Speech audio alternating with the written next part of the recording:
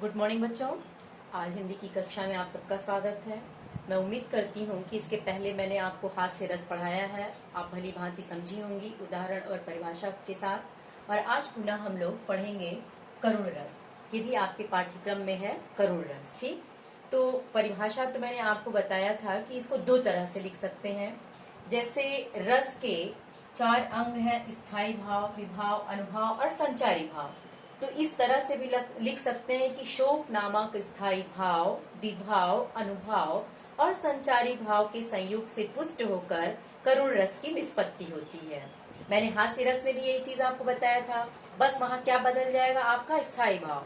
तो हास नामक स्थायी भाव, देखिए स्थायी भाव, विभाव, अनुभाव और संचारी भाव के संयोग से पुष्ट होकर हास्य रस की निष्पत्ति होती है। लेकिन दूसरी परिभाषा भी हमने आपको बताया था, वैसे ही करुण रस में भी वो परिभाषा पहले मैंने आपको बताई। दूसरी परिभाषा क्या है कि किसी प्रिय व्यक्ति के अनिष्ट या प्रिय वस्तु के नष्ट होने पर शोक नामक स्थायी भाव से उत्पन्न रस को ही करुण रस कहते हैं। जैसे आपका कोई प्रिय वस्तु हो, वो अनिष्ट हो जाए, नष्ट भ्रष्ट हो जाए, वो भंग हो जाए, तो उससे मन में शोक नामक स्थायी भाव उत्पन्न होता है, जिसे हम करुण रस कहते हैं। ठीक, अब इसका उदाहरण आपके सामने है कि जथा पंख बिनु खग अति दीना, जथा पंख बिनु खग अति दीना, मनि बिनु फनि करि वर कर हीना, अस मम जीवन बंधु बिनु तोही, जौ जड़ दैव जिया वही मोही।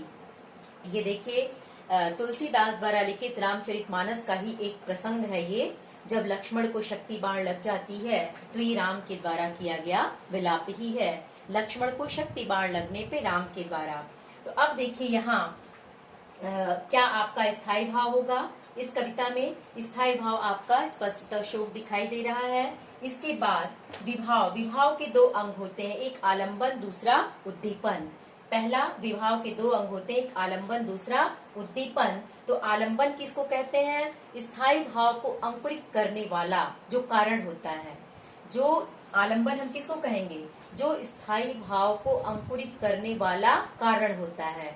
तो यहाँ राम के मन में शोक नामक स्थायी भाव उत्पन्न करने का कारण कौन है, लक्ष्मण। लक्ष्मण की मूर्छा पे ही राम के मन में शोक आया। तो आपका स्थायी भाव तो शोक आपको स्पष्ट है। अब विभाव के जो 2 अंग हैं, आलंबन और उद्दीपन। तो आलंबन में क्या चीजें होती हैं, जो स्थायी भाव को उत्पन्न करने का कारण होता है, उसको हम क्या कहते हैं, आलंबन। तो यहाँ राम के मन में शोक नामक स्थायी भाव उत्पन्न करने वाला कौन है, लक्ष्मण, क्योंकि लक्ष्मण की मूर्छा पे ही ये राम के द्वारा कहा गया है। अब दूसरा है इसका विभाव का भाग उद्दीपन। उद्दीपन के अंतर्गत आता है जो परिस्थितियां, जिन परिस्थितियों को देखकर हमारा स्थायी भाव उत्पन्न होता है, यानी जिन परिस्थितियों या कारण को देख करके जो परिस्थितियां ऐसी पैदा होती हैं जो स्थायी भाव को अंकुरित करने में बढ़ावा देती हैं, उनको हम कहते हैं उद्दीपन। उद्दीपन में बढ़ाना। अब जैसे आप देखी होंगी कि संजीवनी बूटी लाने हनुमान गए थे लक्ष्मण को जीवन दान देने के लिए।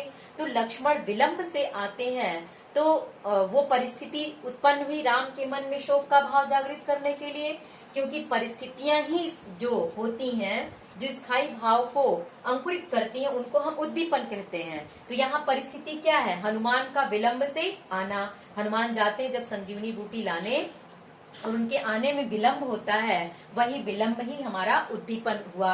तो यहाँ उद्दीपन में क्या हो जाएगा, हनुमान का विलंब होना, विलंब से आना, क्योंकि यही परिस्थिति है जो शोक को, स्थायी भाव को उत्पन्न कर रही है।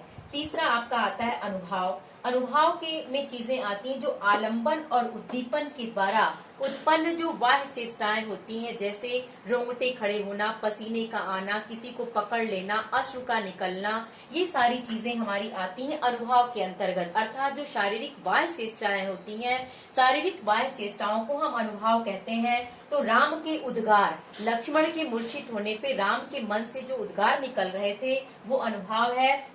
और संचारी भाव तो पानी की बुलबुली की तरह उठते हैं और विलीन हो जाते हैं। जैसे दैनिक चिंता, स्मृति, व्याकुलता, ये उठते हैं और तुरंत विलीन हो जाते हैं। और स्थायी भाव भी हर व्यक्ति के अंदर विद्यमान होता है, अनुकूल परिस्थितियां पाकर ये प्रकट होता है। जैसे शोक का होना, प्रसन्नता का होना, प्रेम का होना, ये सारी चीजें।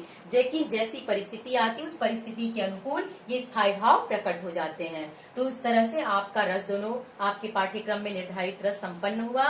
बच्चों, आप इसको कर लीजिएगा। Thank you.